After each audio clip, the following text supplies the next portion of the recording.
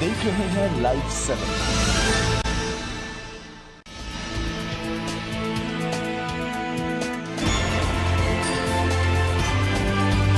आप देख रहे हैं लाइव 7।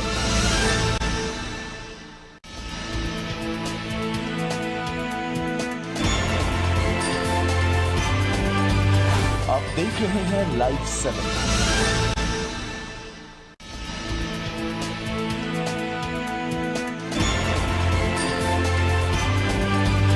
आप देख रहे हैं लाइव 7।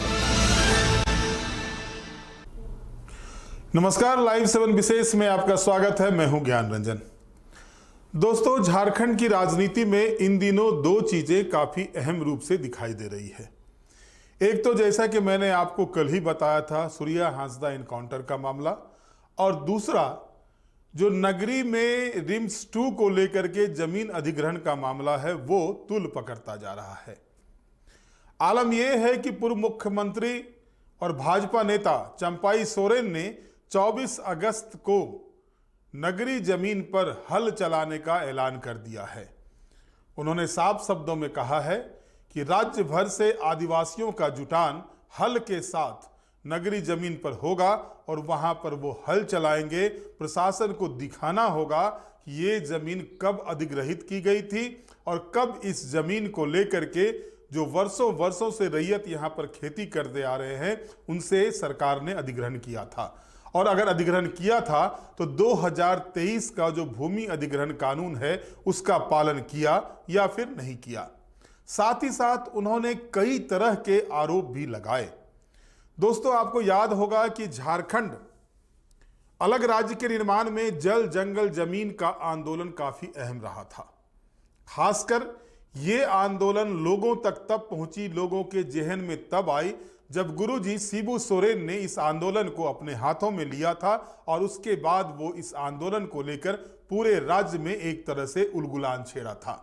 हालांकि जल जंगल जमीन का आंदोलन झारखंड में कोई नया नहीं है। अंग्रेज के समय से ही, अंग्रेज से पहले से ही जल जंगल जमीन को लेकर के हमारे जनजातीय समुदाय के नेता, महान विभूति इसको लेकर आंदोलन कर रहे हैं। चाहे वो बाबा तिलका मांझी हो या फिर सिद्धू कांदू हो, चांद भैरव हो, इसके अलावा भगवान बिरसा मुंडा हो या फिर दिसोम गुरु शिबू सोरेन, सबों ने जल जंगल जमीन के संरक्षण को लेकर आंदोलन किया। लेकिन विकास के नाम पर जिस तरह से झारखंड में अभी देखा जा रहा है कि रैयती जमीन को अधिग्रहण करने का सिलसिला चल रहा है, और आलम यह है कि इस जमीन को लेकर ना सिर्फ विपक्ष के लोग आवाज उठा रहे हैं, बल्कि सत्ता पक्ष के लोग भी इसके खिलाफ हैं। बावजूद इसके सरकार के कान पर जू नहीं रेंग रहा है, खास करके स्वास्थ्य विभाग के कान पर जू नहीं रेंग रहा है। अब सीधे तौर पर चंपाई सोरेन ने ये ऐलान कर दिया है कि वो 24 अगस्त को हल चलाएंगे उन जमीन पर, नगरी में जो उस जमीन पर जिसको कि तार से घेराबंदी की गई है रिम्स 2 को लेकर के। हम आपको सुनाते हैं क्या कुछ कहा चंपाई सोरेन ने, पहले आप उसको सुन लीजिए। आपका जमीन का कम से कम 30% तक जमीन आपको छोड़ना है।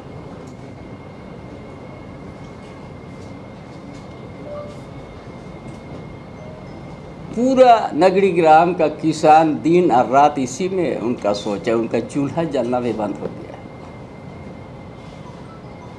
कल का अखबार में हम लोग छोटा सा देख लिया कि अप्रैल 4 तारीख को शिलान्यास का संभावना है, और वहाँ का परिवार और चिंतित हो गया। भाई हुआ है तो कब हुआ है? पिछले साल तक खेती किया है, इस साल आपने खेती रोक दिया है बिना नोटिस। 2013 का यदि हम लोग भूमि अधिग्रहण नियम को देखेंगे, वो भी वहाँ पर लागू नहीं है। CNT एक्ट का यदि चर्चा करेंगे, वो भी नहीं। ग्राम सभा का भी कोई पूछा नहीं। क्या है वहाँ का? क्या ये नगरी ग्राम का किसान वहाँ पैदा होकर गलती किया है? कुछ तो आना चाहिए ना सरकार की ओर से सामने। किसका आदेश पर वहाँ पर बाउंड्री हो गया? कहीं से नहीं मिल रहा है।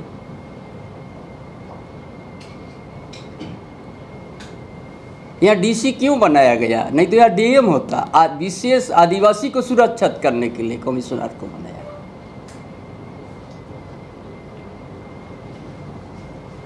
हर तरह से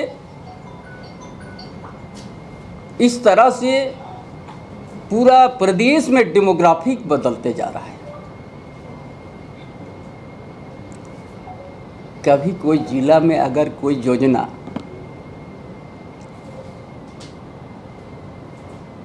पहले आप देखिएगा खाली जमीन कितना है उस जिला के अंदर में,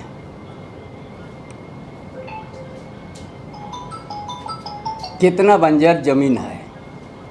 यदि एक और कहीं 1 इंची नहीं बोला, उस समय खेती जमीन का सोचते हैं कि अधिग्रहण करने का।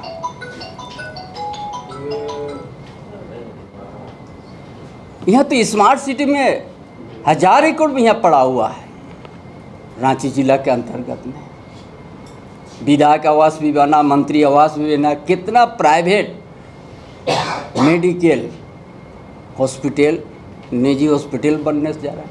वहाँ आपने किसी को 20 एकड़ 30 एकड़ ज़मीन अपने अलॉट कर दे रहा है, फिर भी ज़मीन बचा हुआ है। हम कोई रिम्स 2 का हम विरोध नहीं कर रहा है। रिम्स 2 बने, बहुत बढ़िया बने। इस जीवन में इस शरीर अपना लाश अंतिम तुम जाने के लिए आपका हॉस्पिटल साथी रहता है, उसमें कोई दूसरा साथी नहीं रहता। हॉस्पिटल डॉक्टर आपको अंतिम तक पहुंचता है। यहाँ तो इस तरह से हो गया है। आदिवासियों के साथ क्या गलती हुआ है क्या? हम तो 350 साल पीछे आप याद कर दे, हर समय लड़ाई हुआ है। दिशंगुरु शिबू सोरेन तक सिर्फ जल जंगल जमीन। आज क्या स्थिति में है आदिवासी?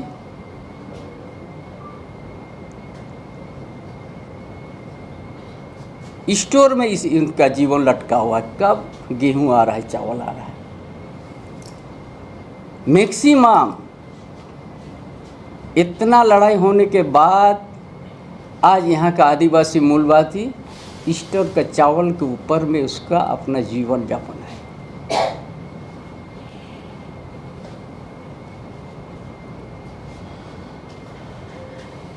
परमानेंट उसी पर निर्भर है, क्योंकि हम जमीन उसका सुरक्षित नहीं दे सक रहा है। और इतना सुंदर नगरी ग्राम का उपजाऊ जमीन है, साल में 3 बार खेती हो सकता है। उस जमीन पर ऊपर में आज बाउंड्री लग गया। हम समझते इंग्रेज साम्राज्यवाद से कम नहीं है। इंग्रेज साम्राज्यवाद जो जिस तरह से हुक्म चलाते उससे कम नहीं है।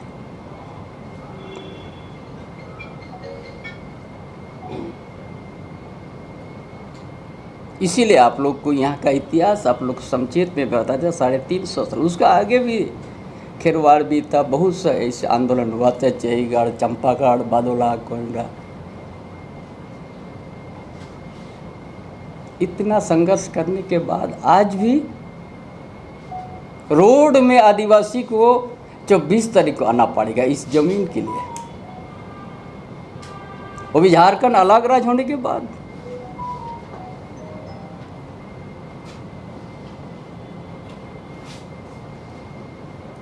क्या इस दिन को देखने के लिए झारखंड अलग राज्य हुआ?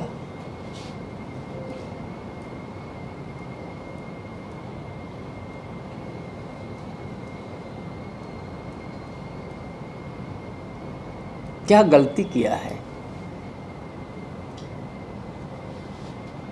इस धरती में आदिवासी जन्म ही इसके लिए क्या?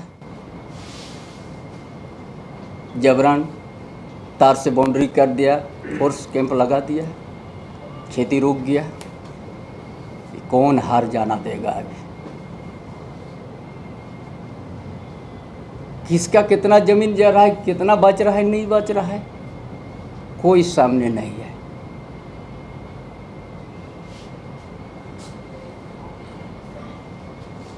हम इसीलिए ये बात को विश्व आदिवासी दिवस में हमने घोषणा किया कि हम वहाँ पर उस गांव का आमंत्रित पहले भी किया था, अभी भी कर रहा है, हम उस दिन हल जोतेंगे।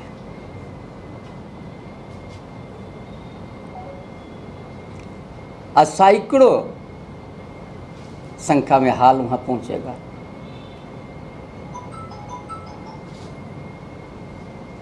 कोई तो आएगा रुकने, हम बोलेगा आप अधिग्रहण किया है तो हमको दिखाओ, कब किया, कब नोटिस किया, कब विचार हुआ कि रांची जिला के अंदर में कहीं आपका जगह नहीं है। जब कहीं जगह नहीं मिला तब आप खेती का ज़मीन को अधिग्रहण करने का पहल कीजिएगा।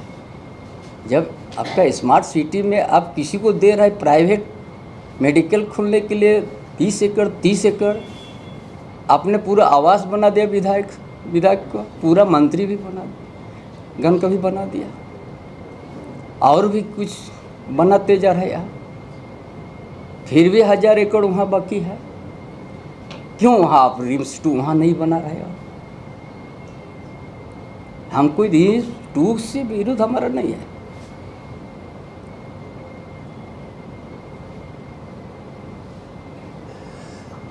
इसे जो पूरा झारखंड का आपने याद कीजिएगा,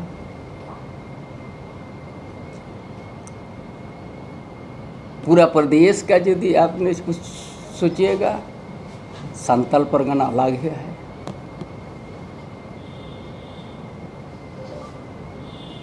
कहीं गिरिधर क्या सुरजहाँ था क्योंकि आदिवासी था।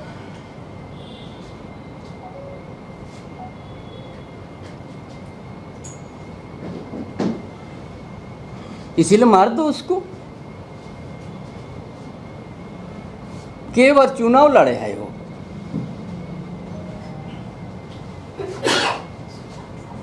एक समाज सेवा करते हैं, 350 से 400 विद्यार्थी को पढ़ाते हैं निःशुल्क।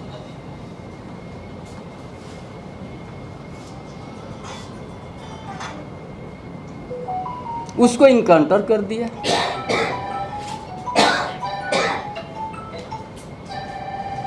उसका पहले रामेश्वर मुर्मू भोगनाडी का भी उसी तरह हत्या हो गया, कोई उसका जांच नहीं क्योंकि आदिवासी है।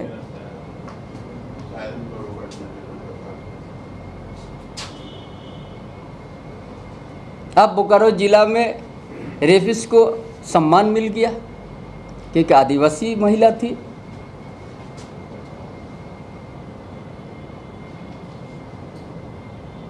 कितना हम व्याख्या करेंगे? क्या ये इसीलिए झारखंड अलग राज्य, इतना लंबा संघर्ष हम लोग किया?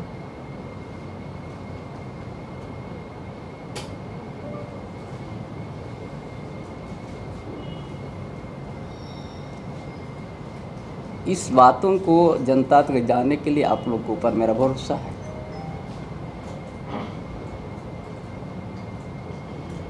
इतिहास यदि आप याद कीजिएगा, आपका दिल हिल जाएगा।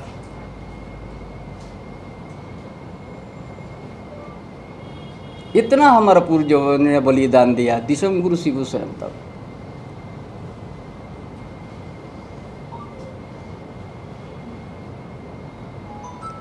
पूरा सामाजिक व्यवस्था ढांचा को ही प्रहार हो रहा है। तो अभी आपने सुना चंपाई सोरेन ने जो कहा, साफ शब्दों में कहा कि 24 अगस्त को वो लाखों की, माफ कीजिएगा, सैकड़ों की संख्या में जनजातीय समुदाय के लोगों के साथ, उसके अलावा जो नगरी के रैयत हैं उनके साथ वो जो अधिग्रहित की जा रही है रिम्स 2 को लेकर के जमीन, उस पर हल चलाएंगे। सोरेन ने यह भी कहा कि वो विरोध नहीं करते हैं रिम्स 2 का निर्माण होना चाहिए, लेकिन वैसे जगह पर होना चाहिए जहां की भूमि से रैयतों को नुकसान न हो। उन्होंने उदाहरण दिया कि जब स्मार्ट सिटी में विधायकों के लिए आवास बन सकता है, स्मार्ट सिटी में मंत्रियों के लिए आवास बन सकता है, स्मार्ट सिटी में बड़े बड़े होटलों को, अस्पतालों को, यूनिवर्सिटी को जमीन दी जा सकती है, स्मार्ट सिटी में बड़े बड़े बिल्डरों को जमीन दी जा सकती है, तो फिर क्या ये जो रिम्स 2 के लिए जमीन जो एक अधिग्रहित की जा रही है नगरी में, उसको शिफ्ट नहीं किया जा सकता स्मार्ट सिटी में?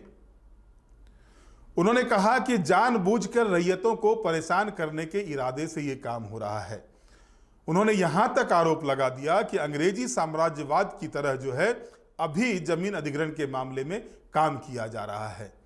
उन्होंने लगातार इस बात को लेकर के विरोध जताया कि सरकार विकास के कार्य करें, सरकार अस्पताल बनाए, सरकार स्कूल बनाए, लेकिन वैसे जमीनों पर जाकर बनाए जहां पर वो जमीन खेती योग्य नहीं हो या सरकारी जमीन हो। इस तरह की जमीन पर जाएं, न कि किसानों की जमीन पर जहां खेतें लहलहाती थी, फसलें लहलहाती थी, उसको अधिग्रहित किया जा रहा हो। उन्होंने कहा कि झारखंड का आलम यह है कि झारखंड के लोग जो है वो स्टोर के चावल के भरोसे जी रहे हैं। एक बड़ा आरोप लगाया है चंपाई सोरेन ने, स्टोर के चावल यानी गोदाम से जो चावल आते हैं, एफसीआई गोदाम से चावल आकर के जो वितरित किए जाते हैं गरीबों के बीच, आदिवासियों के बीच, उस पर जीने को मजबूर हो गए हैं झारखंड के आदिवासी। उन्होंने सूर्या हांसदा मामले में भी सरकार को घेरने का प्रयास किया है कि सूर्या हांसदा मामले में उन्होंने कहा कि आदिवासियों का इनकाउंटर किया जा रहा है, विरोध किया जाता है तो उसके खिलाफ में आवाज उठाने वाले को आवाज बंद कर दी जा रही है। उन्होंने कई एग्जाम्पल दिए। सूर्या हांसदा के अलावा उन्होंने एग्जाम्पल दिया कि रामेश्वर मुर्मू जो भोगनाडीह का था उसका भी इनकाउंटर कर दिया गया, हत्या कर दी गई।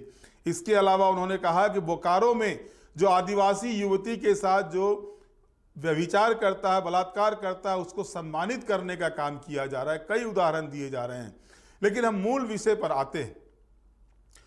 मैंने कहा कि झारखंड अलग राज्य के पीछे जल, जंगल और जमीन के आंदोलन को लेकर के जिस तरह से दिसोम गुरु शिबू सोरेन ने आज़ादी के बाद बिगुल फूका था, आज़ादी के बाद उलगुलान छेड़ा था, आज़ादी के पहले भी कई नायकों ने इसको लेकर के आंदोलन चलाया था। आज उसी झारखंड में ये देखने को मिल रहा है कि जल संकट तो है ही, जमीन पर हमेशा से जो दलालों का नजर पड़ गया, दलालों की नजर पड़ गई है जमीन पर, और जंगल काटे जा रहे हैं। अगर साफ तौर पर जांच करा लिया जाए, राज्य सरकार के जो जंगल विभाग के पदाधिकारी हैं उनके संपत्तियों की अगर जांच कर दी जाए तो समझ में आ जाएगा लोगों को कि झारखंड में जंगलों का दोहन किस कदर हुआ था। इसके अलावा अगर आप देखेंगे तो जमीन को लेकर के जो आए दिन देखे जा रहे हैं, जो भू माफियाओं का बरबोलापन बढ़ा हुआ है झारखंड के भीतर, अगर 10 कांड होते हैं उसमें से 8 कांड जो हैं सो वो जमीन से जुड़े हुए मामले के आते हैं, 2 प्रेम संबंधों के आते हैं। अगर 10 हत्याएं होती है तो 8 हत्याएं जमीन से जुड़े मामले में होती है। और लगातार ऐसा नहीं है कि ये विरोध हो रहा है, और जनजातीय समुदाय के द्वारा या रैयतों के द्वारा विरोध इसलिए होता है कि सरकारी कानून के बाद, भूमि अधिग्रहण कानून के बाद आज भी विस्थापन की समस्या जो है झारखंड में सुरसा की तरह मुंह बाए खड़ी है। लगातार आप देख रहे हैं कि पूरे प्रदेश में बोकारो स्टील प्लांट का निर्माण हुए 60 वर्ष हो गए, एचईसी का निर्माण हुए 60 वर्ष से ज्यादा का समय हो गया। और भी कई कंपनियां हैं, फैक्ट्रियां, सीसीएल है, बीसीसीएल है, कई कंपनियां हैं, आज तक उनके विस्थापितों को समुचित मुआवजा नहीं मिला। आज भी वो विस्थापित अपने मुआवजे को लेकर के, अपने अधिकार को लेकर के लगातार आंदोलन है। आलम यह है कि अगर झारखंड के अंदर सबसे बड़ा चुनावी मुद्दा कुछ बनता है तो वो मुद्दा आकर के जल, जंगल और जमीन तक ही रहता है। मुद्दा बनता है नियोजन का, मुद्दा बनता है विस्थापन का, मुद्दा बनता है जमीन का, मुद्दा बनता है जंगल का। और इसके बाद सबसे ज्यादा शासन करने का भी मौका झारखंड के अंदर जनजातीय समुदाय के नेताओं को ही मिला है। बावजूद इसके ये मुद्दे आज भी जीवित हैं। सबसे ज्यादा अगर किसी एक समुदाय का शोषण हुआ है और उसी शोषण का नतीजा था कि गुरुजी ने आंदोलन खड़ा किया था, और गुरुजी के आंदोलन का ही देन था कि झारखंड अलग राज्य का निर्माण हुआ। और आज भी वो मुद्दे, जिन मुद्दों को लेकर गुरुजी आंदोलन करते आ रहे थे, वो मुद्दे आज भी जीवित हैं। अब देखना दिलचस्प ये होगा कि 24 तारीख को जिस तरह से आर या पार की लड़ाई की घोषणा पूर्व मुख्यमंत्री चंपाई सोरेन ने की है, उसका अंजाम क्या होता है, उसके बाद सरकार की पहल क्या होती है, सरकार का रुख क्या होता है, ये देखना दिलचस्प होगा। क्या रैयतों को न्याय मिलेगा, ये एक बड़ा सवाल है। विधानसभा का मानसून सत्र भी चलेगा उस समय, ये मुद्दा मानसून सत्र के भीतर भी आएगा, इससे भी इनकार नहीं किया जा सकता। बहरहाल आज के विशेष में इतना ही। आप हमारे साथ जुड़े रहें, हमें लाइक करें, सब्सक्राइब करें। बहुत बहुत धन्यवाद। नमस्कार।